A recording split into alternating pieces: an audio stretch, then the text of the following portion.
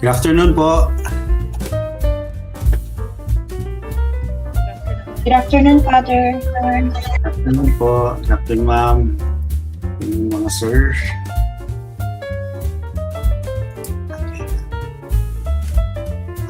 Let's begin po by 2:05 if that's okay with everyone, just so we can just wait a little bit for those who might still be coming in.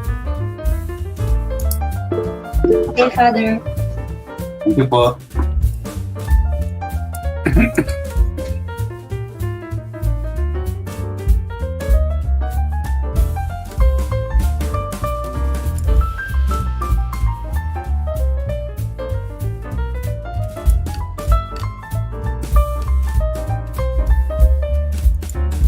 Ganun po.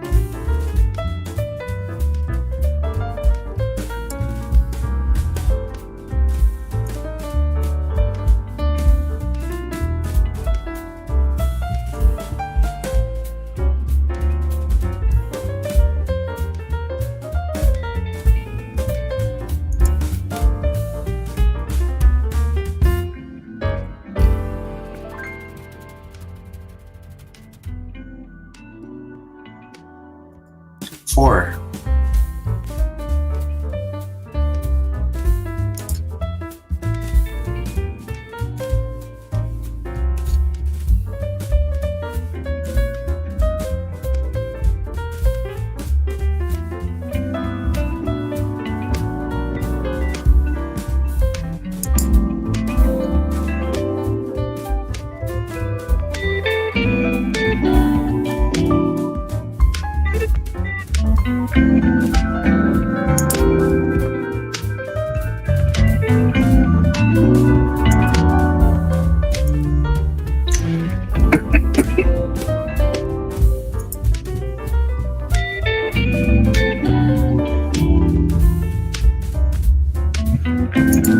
Buenos días.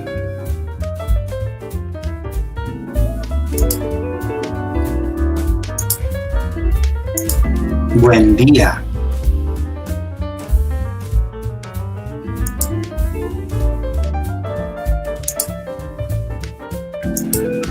Seven.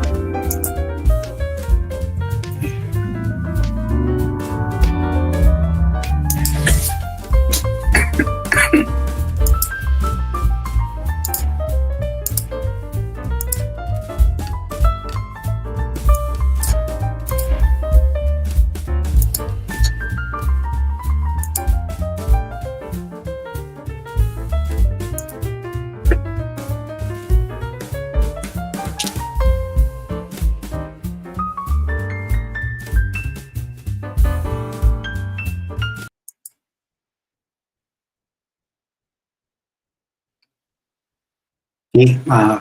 Once again, good afternoon po. This would be our last level up session for this week.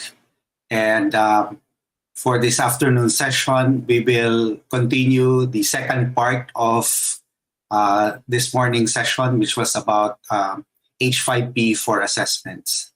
So we've practically covered a lot of different question types that we could use, especially when working with H5P.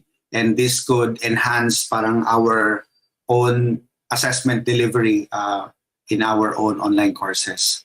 So today we'll just pick up some of the rest that we have not been able to cover this morning.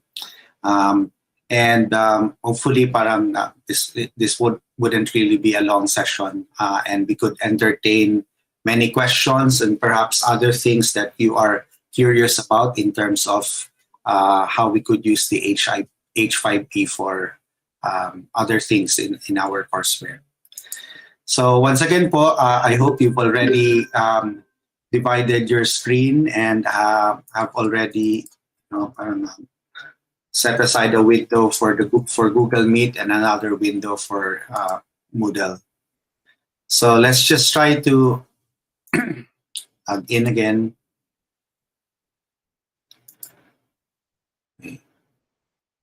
So once again, our session is being live streamed through YouTube, and it's also live streamed through Facebook Live. So the links are there in case we want to review it again, or perhaps if we want to share it with our friends. Okay, let's go to our practice page.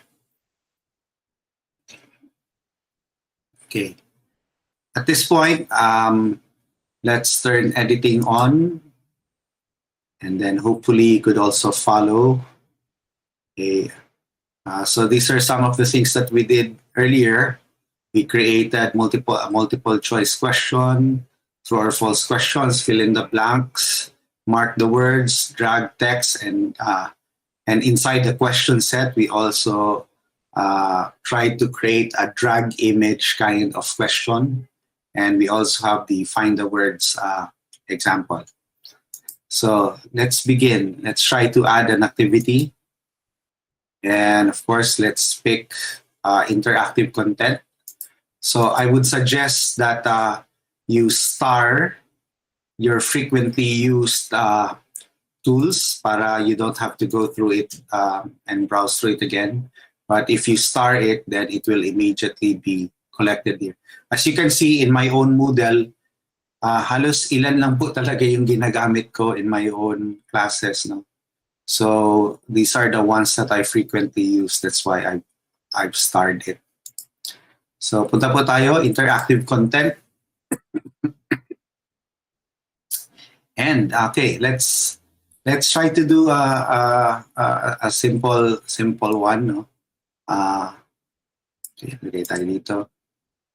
And let's create what is called a dictation question. Okay. So I know maybe if you're teaching a language class or I don't know, maybe require something where you'd want students to echo back what you dictate or what you ask of them, then maybe this could be a helpful tool. So let's choose this dictation. So as you can see here, it says you can add audio samples containing a sentence for dictation and enter the correct transcription. Your students can listen to the samples and enter what they have heard in a text field. Their answers will be evaluated automatically. Okay, so here are some of the examples. Yun, magbibigay ka ng recording mo, and then i-type nila kung ano yung narinig nila. So I guess this is very useful, especially if you're teaching a language class. Or for example, you just want to check whether students can take down, let's say, basically transcribe, for example, a written dialogue. For some, it may seem easy, but it sometimes can be very crucial when you're taking down instructions that you're not able to take them down accurately. So I guess it's also a skill that needs to be taught as well. So let's try to click on use, and then let's just try to give it a title. So in this case, I'll say dictation example. Okay, so my description here is, I will basically just follow what's written here. No? So listen carefully and write down what you hear. Okay. So here I could put in a description, but this is optional, no? So I'll just leave it as blank. Now, this is where the trick happens, no? I have to provide a sound sample which they will have to transcribe.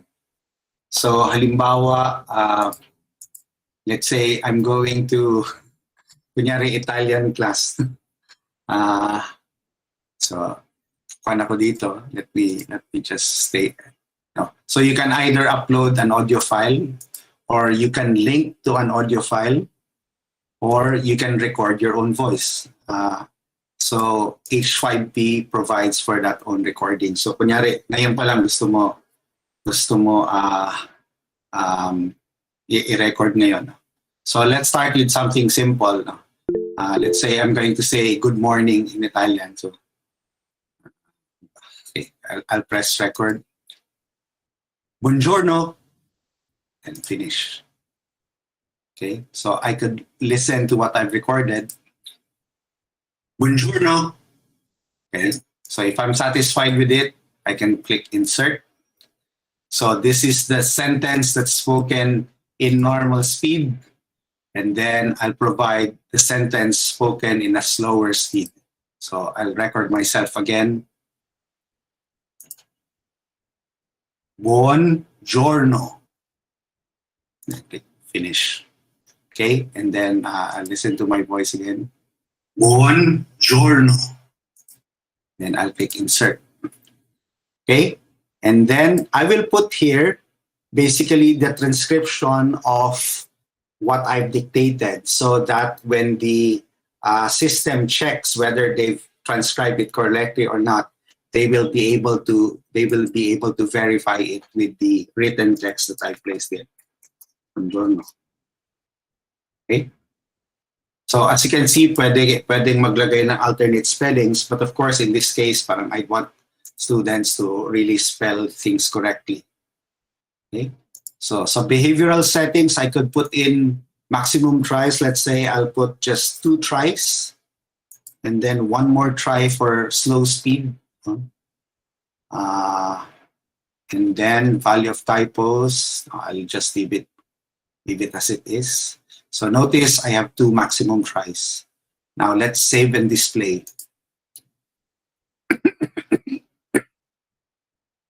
Okay, nandito na po siya yung dictation example. So as a student, parang all I have to do is first to click this. No? So may nakalagay po dyan. I don't know if you're able to see it.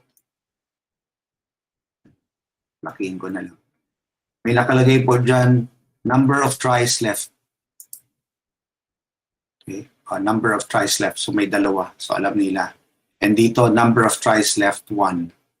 So let's try to listen to my dictation, to the dictation that I provided. Buongiorno. Okay. So supposing hindi ko narinig na mabuti, so I'll click dun sa slower version. This is the icon for the slower version. So, but I only have 1 try left. Buongiorno. Okay. So, nag-gray out na siya kasi wala nang ibang tries na pwede. No? So, ito meron pa siyang natirang isa, so I'll maximize it. Buongiorno.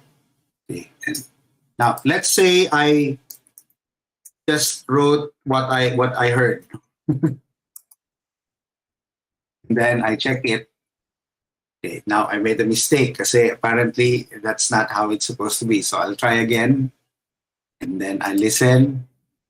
Buongiorno. So what if, for example, at this time, parang alam ko na. Okay, this is how it is spelled. Okay, and then I check.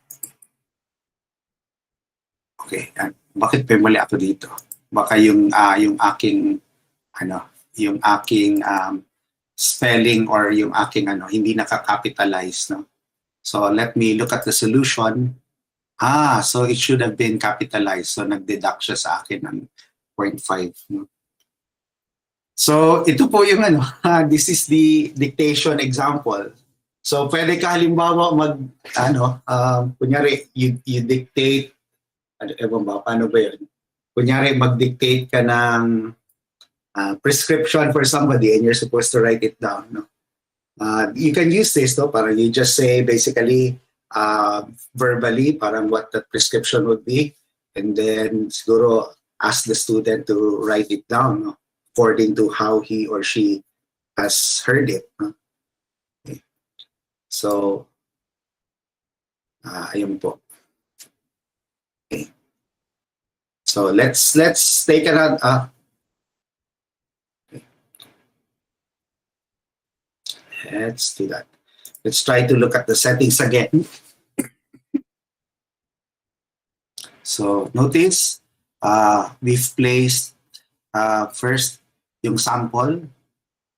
Well, you can also, just like you see the other assessment items that we have, pwede ka maglagay ng image before that or a video before that, no? Or you can even turn it into an entire dialogue, no? So let's say the next sentence, let's add another sentence, no? So buongiorno, tapos sabihin ko, di ba? Let's say another dialogue here. Ano bang pa natin dito? Ciao, ciao. Say ciao. Okay, record. And then ciao. Finish. Then let's listen kung tama. Ciao. Okay, if I'm satisfied, I'll just insert it there. And then I'll record a slower version.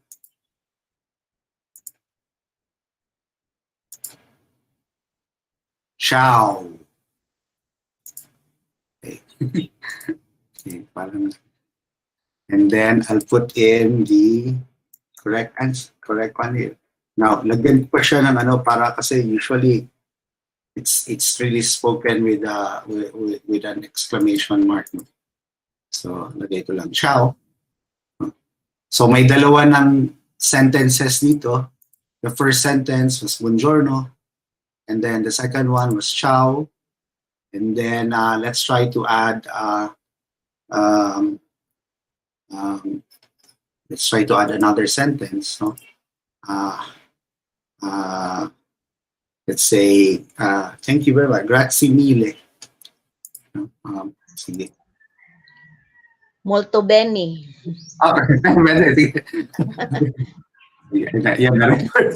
So let's say reset po. Ito na yung aking ano. Reset. Sige. Molto bene. Okay. Then I'll insert it. And then I'll say another slower sample. Molto bene. Okay. And I'll like it. So, lagay na rin, save and display. So what you'll have now would be 3 samples, no? So 3 dialogues that you could record, no? First one, buongiorno. And then I could write in the answer there. Okay. Then I'll try the other one. Ciao. So kunyari, ganyan ng kwento. Wala akong exclamation point. Molto bene. Okay. So say molto bene. Then I check.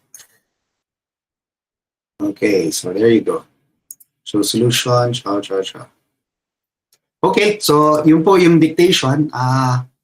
Hopefully you'll be able to find some use for it. So, it's a good way of just, again, engaging students, not just visually, but also orally.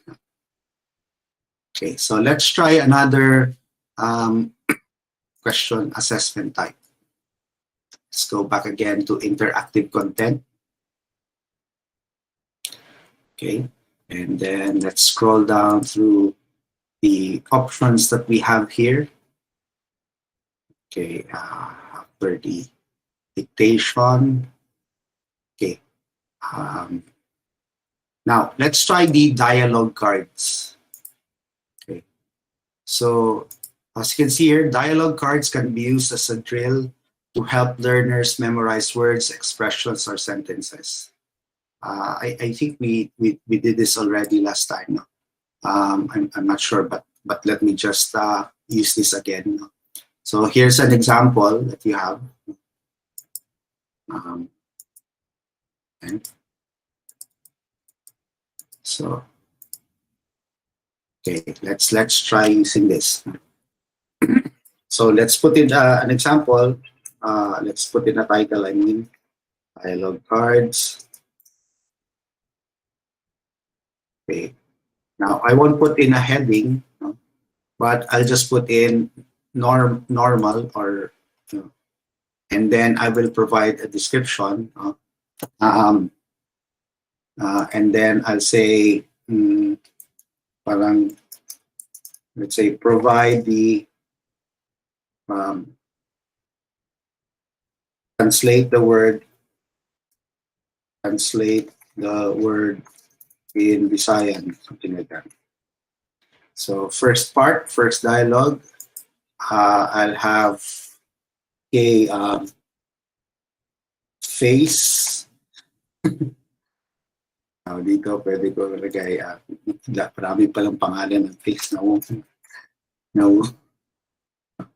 And then we could have, let's add another dialogue. Suggestion. So maybe say, sugyot.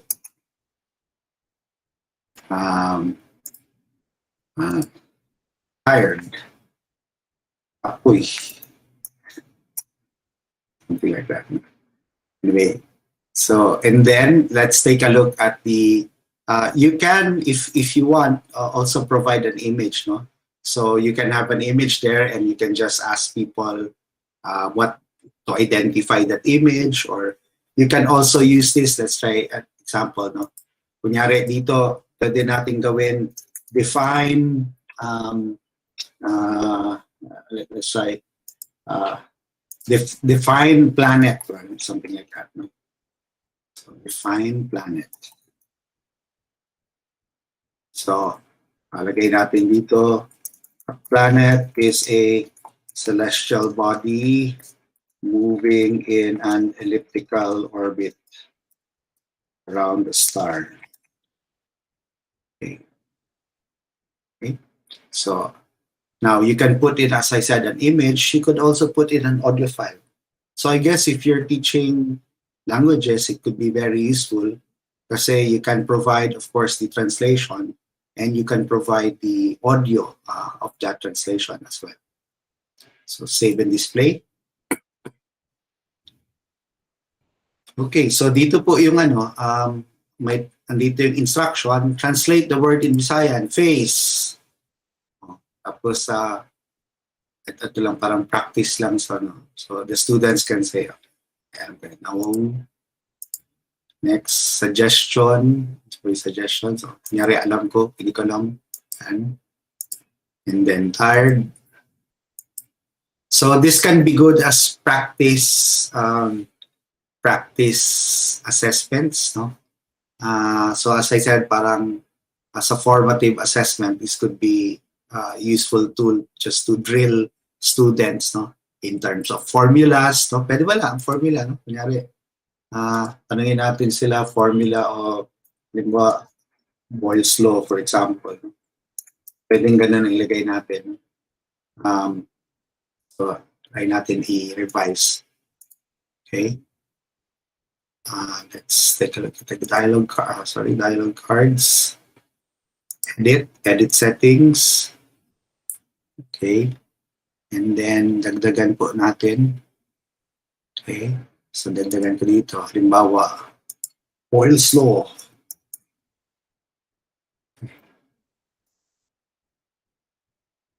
Boyle's law. And then P sub 1. B1, B1 is equal B2, B2. Pwede na gawin mo lang image para mas ma-format mo ng mabuti. Pero it's just the whole idea of fusing it. Okay. And then, pwede nating dagdagan ulit yung mga settings niya. You can say enable retry button, pwede. You can randomize the cards even. Okay. So, yan. Okay. So, ito po mga ano to, mga text overrides. These are additional settings, but usually if you want to go to that kind of detailed customization, you can look at this, but I would suggest pwede na just as it is. Okay.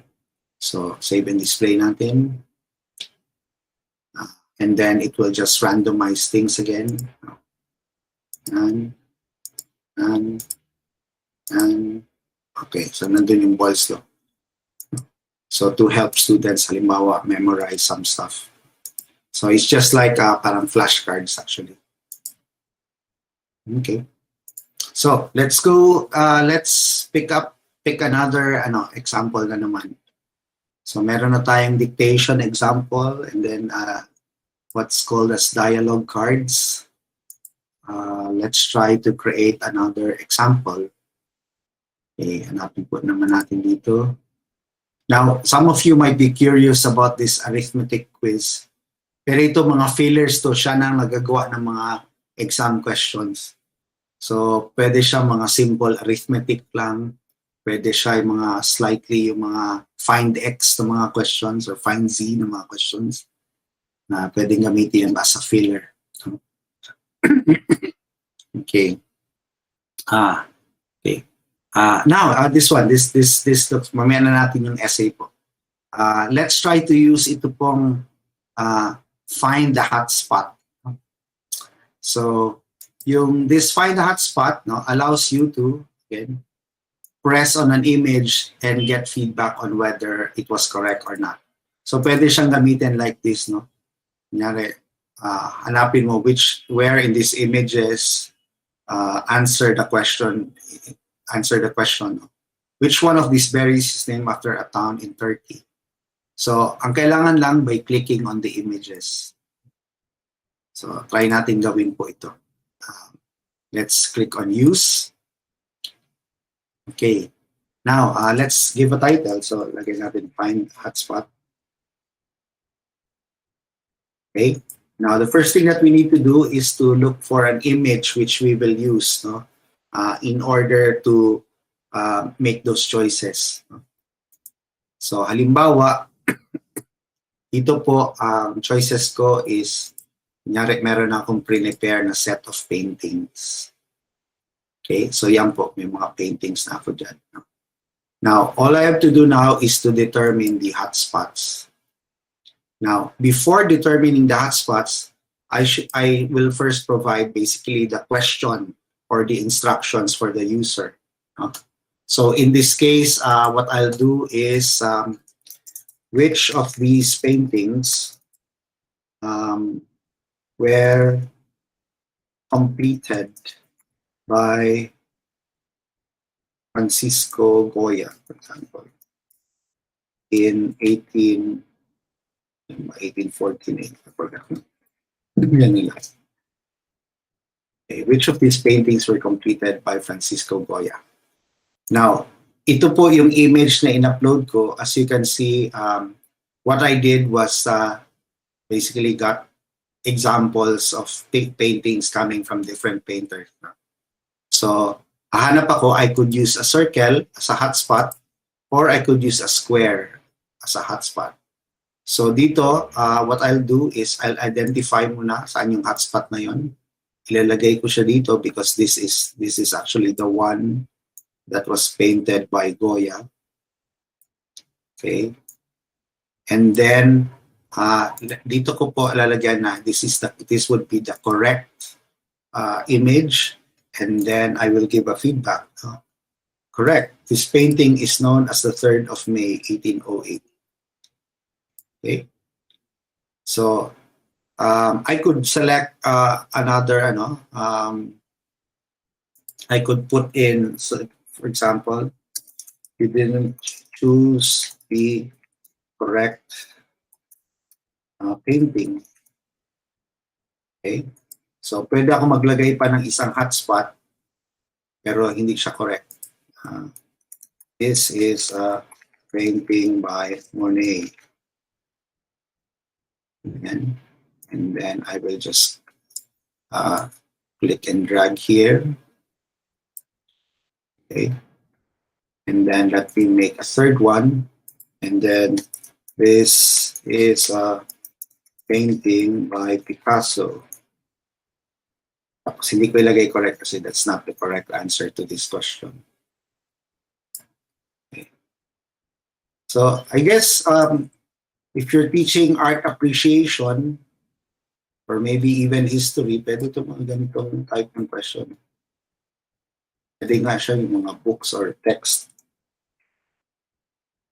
Okay, now you can use a retry button. Okay, retry, close button, close. Okay, text summarize, we don't need to choose that because these are rather complicated settings. As it is, what we've done here is we've highlighted the hotspots. So just to check, ito po yung correct answer. This is going to be the feedback that it will make. And now let's try save and display. So ito na po yung lalabas, no? And of course, the question or the instruction is here. Which of these paintings were completed by Goya? Maybe was, no? So I'll choose again. Kunyari ito, I'll choose from outside this box. Okay, mali. So I'll choose this. Okay, this is a painting by Picasso. Choose this, no? Painting by Monet. And now let me choose this. Correct. This painting is known as the 3rd of May. So yan po. This is what ito yung find the hotspot na exam na assessment type. Okay. Now there's a variation to this find the hotspot. It's called thank you. Thanks to H5P. Pwede po ito actually, Ma'am Liz, kunyari, pwede ka mag-take ng photos ng mga, let's say, mga equipment or tools. Tapos kung gusto mo i-identify, di ba? Pwedeng ganun. Iniisip ko nga yung mga physical examination techniques ba? Ng mga pictures. Yeah. Mga right techniques of physical assessment of patients. Yeah, pwede, no? Tapos gawin mo hotspot yung mga things. Yeah, thank you, Father. So I'll let me move to the next type. Ito naman, find the multiple hotspots. So pwede, hindi lang siya isa, but pwede siya maraming answer in a particular image. No? So let's add an activity or resource. Okay, and then interactive content po ulit. Okay, and then hanapin po natin yung find the multiple hotspot. Okay, find multiple hotspots ito. So what it does, let's take a look at the details. Okay, it allows you to create an image-based test where the learner is to find the correct spots on an image. Okay, so let's try to use this. Okay, let's just provide title. So find multiple hotspots. Okay. And then the title of this question. So, halimbawa, dito ang question ko dito is find the two main countries who form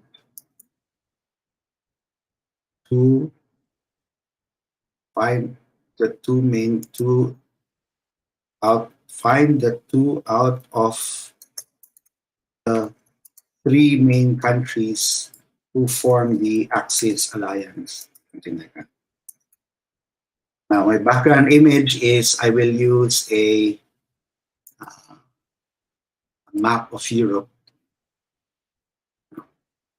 So now, andyan na yung background image that I will use para magkaroon ng multiple hotspots. Now, I will choose the hotspots. Go to step 2. Okay. Copy ko na lang pala. Dito ko na lang ilagay yung questions sa kabila. hotspots. So access powers, something like that. Now, instructions to the user. Okay, find the 2 out of the 3 main countries who form the Access Alliance. So dito, lagay ko anong hinahanap niya, countries, number of hotspots that need to be found for question completion. So dalawa po yung kailangan niyang hanapin. And at this point, now we will create a hotspot. Now, so ano ba yung 2 countries na yun? It would be Germany and Italy. So dito wala ko title. Pinalang natin. This is probably Germany. Okay, lagay ko correct. Correct, huh? Correct. Germany is one of the 3 main access powers during 2022. Okay. So this is Germany. Tapos ikukuan ko lang po, expand ko lang para if they click on this, makover naman yan. Yan. So if they click on this spot, that's Germany. And then let's pick another one and say this is the correct one. Correct. Okay. Italy is another major access power. So hanapin ko ang Italy. So may Italy is here. I will just expand the hotspot. Okay, kaya ko dyan para medyo para hindi malito. Okay. Now the only limitation here is yun, halimbawa in the case of a map, parang they really have to click on the center. So you might have to provide instructions there to make sure they click in the center. Now you can choose other hotspots para linlangin yung student dito. Okay. And then just place it here. Okay. And then I'll put in a question, feedback here.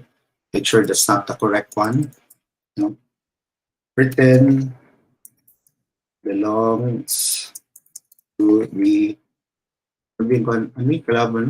Axis versus Allies. Belongs to the Allies. Okay. So supposing yan po yung ginawa natin, and correct. Correct. Germany is an its power. So, find ko lang po ulit yan. Let me just expand it a little bit. Okay. Yun, now I'm ready. No? So, what I'll do now is, so these are the 2 correct hotspots. If somebody clicks here, para at least it gives another feedback. Now you can put in as many hotspots as you want, no? So that if students click on it, parang then even if it's not the correct answer, then you can provide a very specific feedback about it. So save and display po natin. Ayan, so ito na po yung quiz. Okay. So nandyan po yung question, find the 2 out of the 3 main countries who form the Axis Alliance. So if they click anywhere, okay, X, mali. Click here. So nandyan po yung feedback. Britain belongs to the Allies. So they keep on clicking. Now, if they click on the correct country, yan, correct. Germany is an Axis power. One of 2 out of 2 countries. So hanap sila ng iba. Mali. And if they click on Italy, ayan. So now, ayan po yung feedback. Okay. So this is, again, you can be creative with this tool. You can, for example, have a gallery of sorts, tapos just find multiple hotspots there.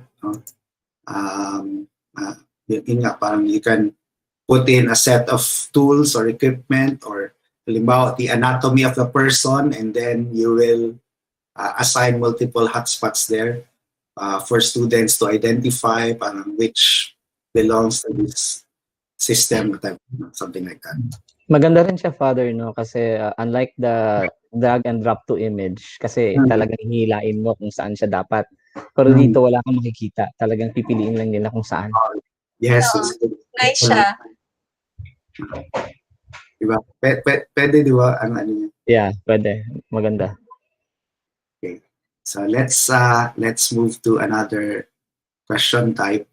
So far we've tried 4.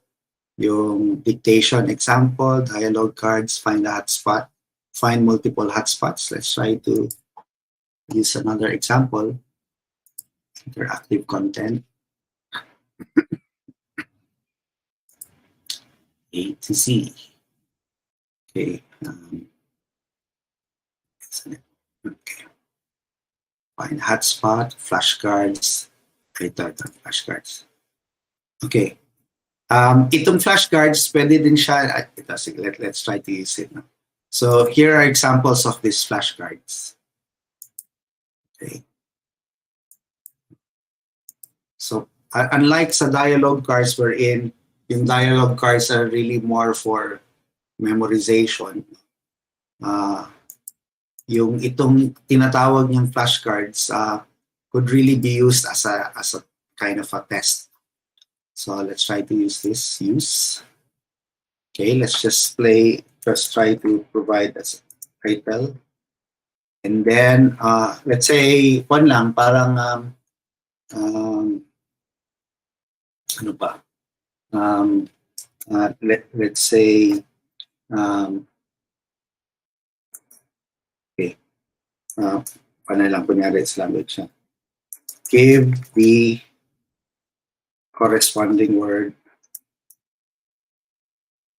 in let's say in Spanish. No.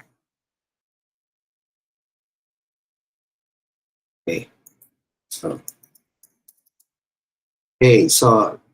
let's see. So first card, ang lagay po natin dito, you can, as I said, put an image here. No? Pwede nating, pwede ng ating answer is, kunyari, let's say, good morning. Tapos, word, face. And then the answer is, say, buenos dias. Okay. And then, pwede pa tayo magdagdag ng iba. Sabihin natin, good evening. Okay, good evening. Tapos, buenas noches. Okay. Now, let's just leave the text override as default. No? Now you can make it case sensitive, or maybe you can also just disable the case sensitivity. So kahit na small caps yan, punin pa rin na answer. Okay? And then let's try Mateliano. So, what is your name? What's your name? Okay, form. So, como llama.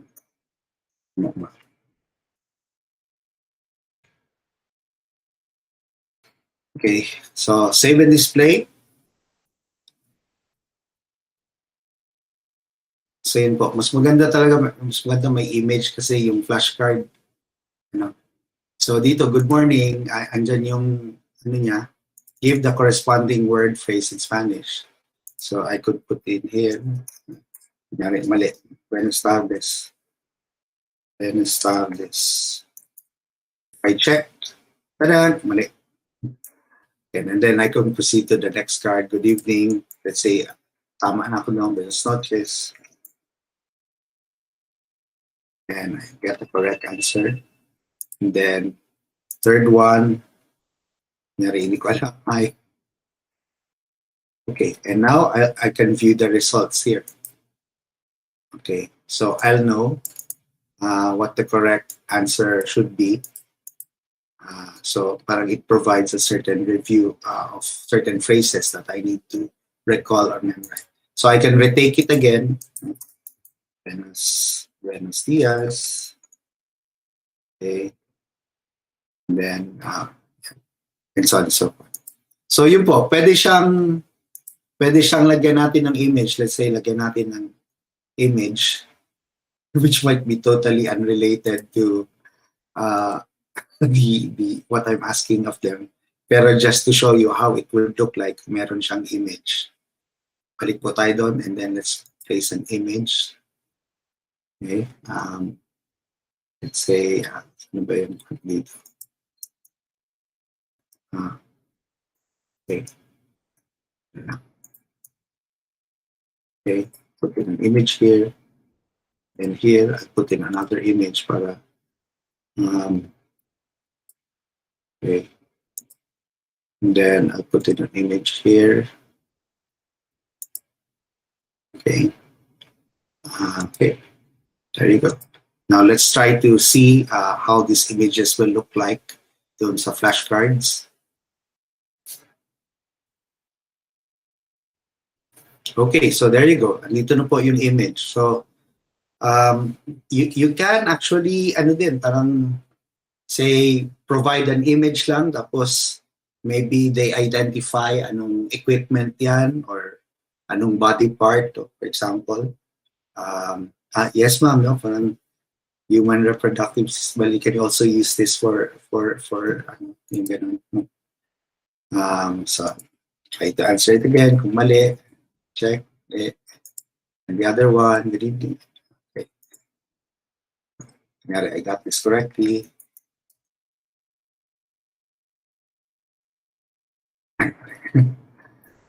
So, and then yung score. Okay. So, again, marami po. I guess your own disciplines will give you ideas in terms of how this could be useful for you. So this is what we call flashcards. Okay, so how many items have we done so far? 1, 2, 3, 4, 5. Now let's add another one. Interactive content. Okay, hanap na tayo ng ibang pwede pang gawin dito. Okay. Yung the rest po are actually presentation tools, no? Yung ginagamit natin yung pwedeng gawing assessment. Ay ito pong iba, image pairing, image sequencing. Pwede siguro siya sa steps, pero wala kasi ako naka-prepare ng mga pictures eh. Pero let's proceed siguro to the one which might be useful for many of us. Itong summary ito po. Speak the words set. Ito, speak the words muna, sorry. Okay? Now, the thing with speak the words, ito po medyo may limitation, so I would caution you, if you're going to use this, na the best way to implement this is to instruct students to use Chrome browser. Hindi po siya maganda pag kunyari yung mga Safari or yung ibang browsers no, na Microsoft Edge ganyan. Sa Chrome lang siya nag-work. So, but anyway, I'll just demonstrate this for you para makita nyo how it could be useful. No? So, kunyari, gusto mo lang aside from, the typical na written answers, ito pwede naman siya, parang pwede siyang question and answer. So I'll try to use this. No? Now I'm actually using a Chrome browser, so this will work for me. Okay. Yan. So let me use this. Okay. So, halimbawa, ito, meron na siyang may speak the words. Example. Ito, meron siyang, how do you say yes in Spanish? So, sabi na, how do you say, sige, yes in Spanish? Accepted answer, C. Okay. That's one. No? Okay. So, try natin yung kung yan. Save and display. Actually, madali lang siya. No? So, ang tanong, how do you say yes in Spanish? So, all I have to do is to push to speak. No? And then it will evaluate, of course, parang what I say. No? Say, kunyari, ang sagot ko iba. No. Okay, incorrect answer. So, let me try it again. How do you say yes in Spanish? Push to speak. C. So, automatic niya po dinidetect yun. Mag-try tayo ng something more difficult. No? Try tayo ng ano ba ang ano? Let's say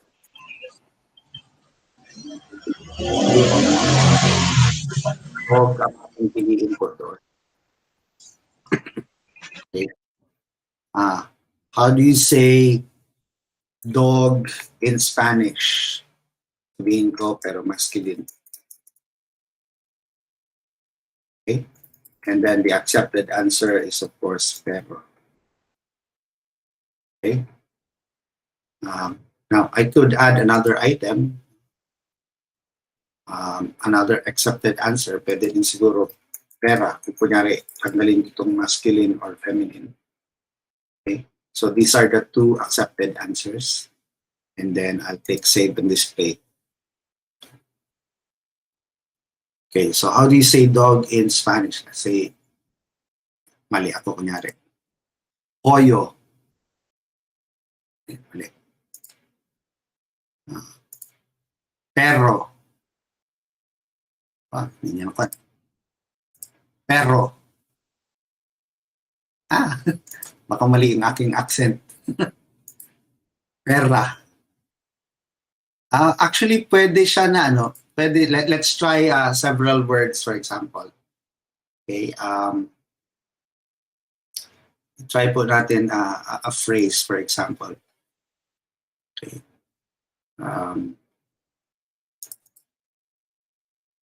Okay, let's say in English. Mas mahirap yata yung accent ng ano eh. Okay.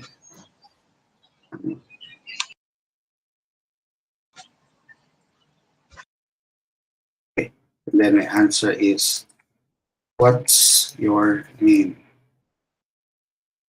What is your name? Okay. So it's an entire phrase. Let's try to check if it works. Okay. What's your name? Correct. Nakaya niyang, ano. So let's try to say it again. The other alternative answer. What is your name? Okay. Let's say something incorrectly. I have a question po. Could it be audio din ng instruction or asking the question? In this case po, ano, it's yung instruction mo should be in text form.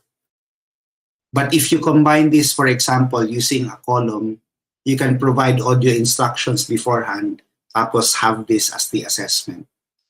Pero yung within yung speak the words lang na example, ano lang po, text lang po talaga yung kanyang instruction dito. Hello. Okay, so it's able to detect it. What is your name? Okay, yan. So once again, ang po dito is this will work if your student is using a Chrome browser. So pag hindi Chrome browser, yun po nakalagay po dun sa kanyang warning na hindi siya mag-work. Okay. So, yung speak the words po, pwede din siya katulad dun kanina na hindi lang isa, but you can actually have a series of conversations. No? So, if you use yung speak the words na set, okay, you can have several of these. No? So, you can have one question, another, another. So, you can, in fact, carry on a series of dialogues. No?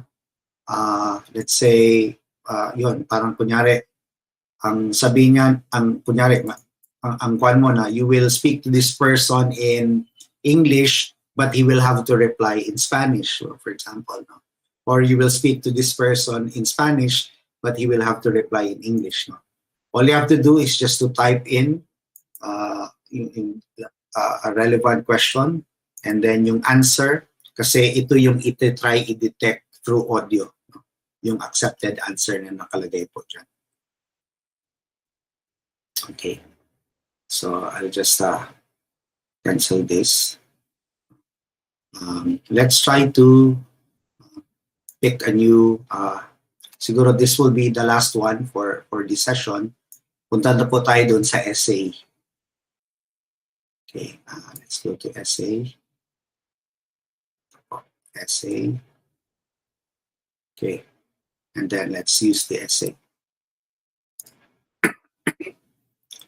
Okay, so we'll just put in a title again, essay example.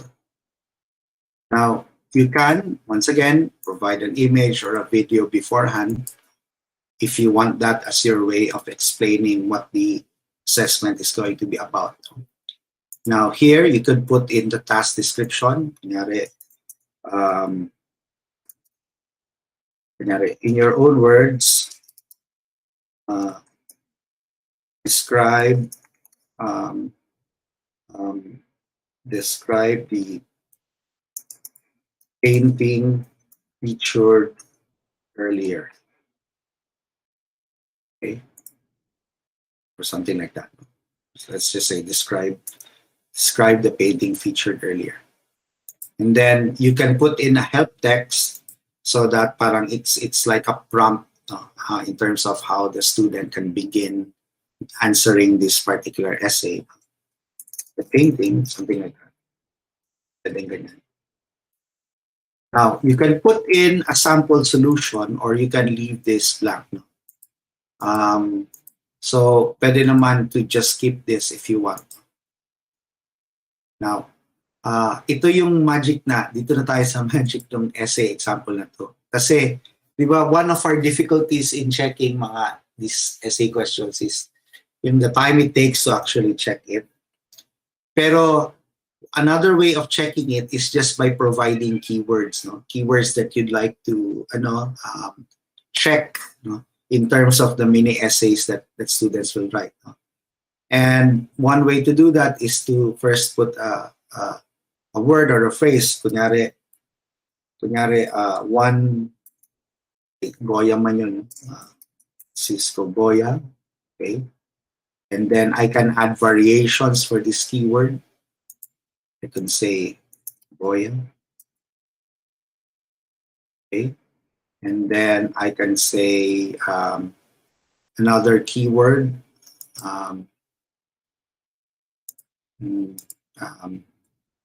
Dark colors. Okay. Another keyword would be style of painting. Okay. Another keyword would be, social reality. Another keyword would be event. Another keyword would be March. So you can add as many keywords as you want, and you can add variations, no? Kunyari, imbes dark colors, lagay ko variation, somber colors, etc., etc. And halimbawa, I could assign, for example, certain points, no, for phrases that occur, for example, in the student's writing.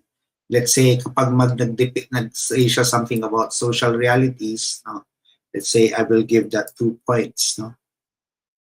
If he talks about, halimbawa, yung colors, I could say another 2 points, no? Okay. Now, if he keeps on talking about this, no, pwede pong points. I could also modify how many occurrences. Kung kunyari, if this word comes up several times, then that's the time that I would be awarding it with points, no? If not, then no points will be awarded. I could also determine whether I will accept minor spelling mistakes or not.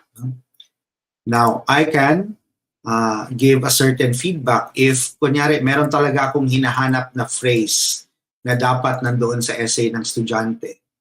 Let's say, ang hinahanap ko dito reflects the social realities of the time. Something like that. No? Kung merong ganyang phrase, I'll say 5 points. And then other settings here, feedback if keyword is included. If keyword is missing, maybe I will say you have not talked about social reality, something like that. Okay. And then feedback word shown if keyword is included. Let's leave it as it is. No? Okay.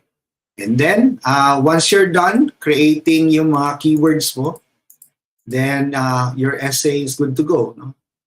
Pwede mong i-determine how many number of characters. Let's say, ito characters, not words. So, I guess parang this is a bit more difficult. No? Kasi you would have to more or less estimate ilang characters bang 500 words typically. Now, you could enable retry, or you could ignore scoring and then just provide, for example, a text feedback or a qualitative feedback, depending on the keywords that occur in that particular essay. Okay. So, ayan. Override case sensitive. No? So, we just set it as it is. No? And then save and display. Okay, so halimbawa dito, now the student is going to describe, for example, the painting. Kunyari, the painting was done by Goya. It has the striking thing about it is its use of dark colors. The painting is a reflection of social realities in Spain at that time. Kunyari, ganyan po. So, pag nag-check ang student, hindi mo na po kailangan i-check yon kasi hanapin lang nung essay yung keywords. So, yan. Medyo, you have not talked about social realities. So, so let's say, I'll say something like, pwede kong dagdagan ito, in other words, no? So I think yung ang crucial po dito, let's go back to the essay example. Ang crucial po dito is really identifying what would be the keywords that you want to check, no? Pagdating dito sa ano na to. Okay. Say here, since this is expression, dark colors, say style of painting, lagyan po natin pala ng slash pag phrases ang nanap. Social reality. Then let's add a variation, social realities. Okay. And then event, March, reflects the social realities of the time. And then I'll add another variation, reflection, the social realities. Alright, these are the keywords that I'm looking for. Okay, and then I'll add another one. Let's say Spain. So let me save and display again. Tingnan po natin kung tama. Francisco Goya. So since it's a phrase, I will add that. No? Variations, dark colors, somber colors. The use of the word dark.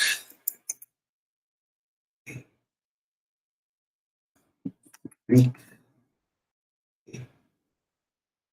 Serious. Somber.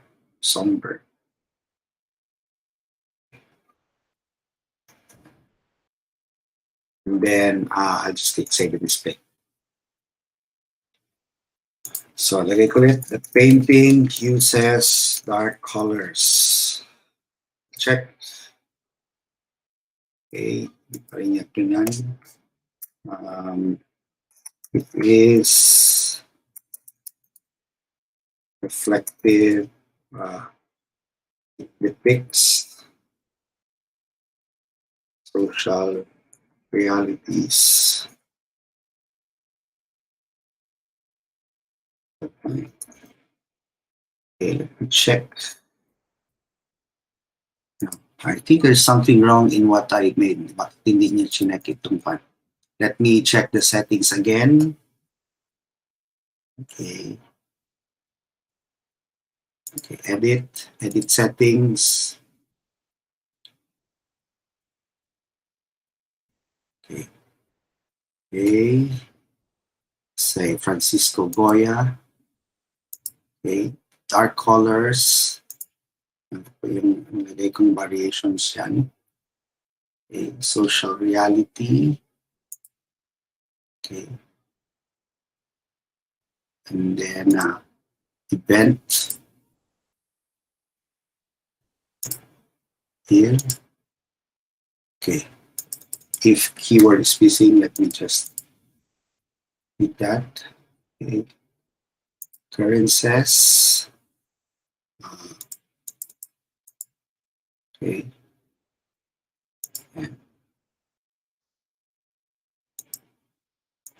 Okay. All right.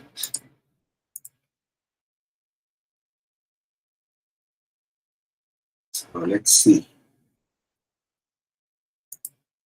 Goya. Let's pick that more one. Cisco Goya.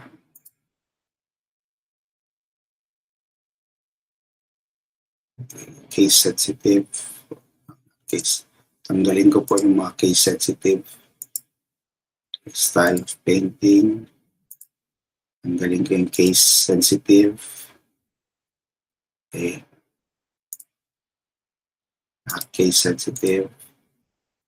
Case sensitive. Not case sensitive. Okay. Not case sensitive. Not case sensitive. Not case sensitive. Okay, behavioral settings. Okay.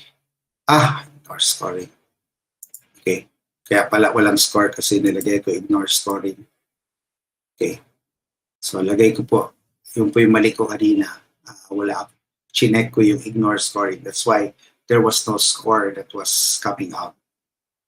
Okay. This time, save and display. Okay. The painting uses dark colors. It reflects the social realities at the time. Goya is a great painter. He lived in Spain. Something like that. Kaya natin i-check yung essay. Ayan po. So, nag-automatic na score na siya. No? So much of it really, parang if it's just a low stakes na essay na, and you want to lessen the time or at least parang you want to save up on time in terms of checking it, you can use itong essay tool, no? And it will just pick out basically the keywords that you indicate. No? So ayan lang po. And then they can retry again. Okay, so that's basically what I'd like to share with you for this session. Just to recap, we had in dictation example, the dialogue cards, find the hotspot, find multiple hotspots, the flashcards, speak the words example, and then yung essay example natin. So hopefully you'd be able to use this again to enhance pa your own coursework. Ito po usually gusto kong gamitin itong essay example, no? Kasi yun nga, minsan nga pag nag-check ka, naghahanap ka lang naman talaga ng keywords. No? So if it's not going to be a big deal na essay, major essay, you can have all these mini essays and then just use the keywords so that it will check those essays for you automatically. Sige po. If you have questions, maybe I could entertain questions now, or if you don't have questions, then we could end this session already.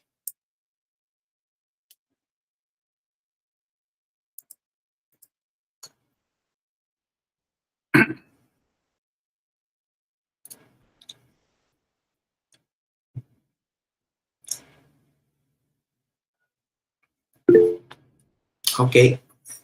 Thank you po. Sige po. Anyway, this session has been recorded. Okay. Okay. Thank you, Ma'am Excel. Thank you po for everyone. Ma'am Excel, yung tatay mo ba is si Neil Nogra? Sorry, nakikwento. Thank you po, Father. Ay, thank you po. Hey, Ma'am Excel, could you send him my regards? Pakisabi po si Father Ogie, yung anak ni nagpa-regards, anak ni General Cabayao. So, your father was a good friend of my family. Thank you, Father. Okay po, thank you po. Bye-bye po ulit. Thank you, Father. Okay po. Thank you po. Thank you, Father. Thank you po. Thank you po. Bye-bye.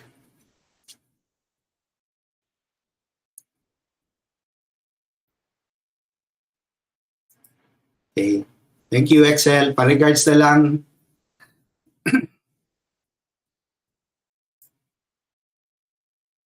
Sige po, I will now end this session. Thank you.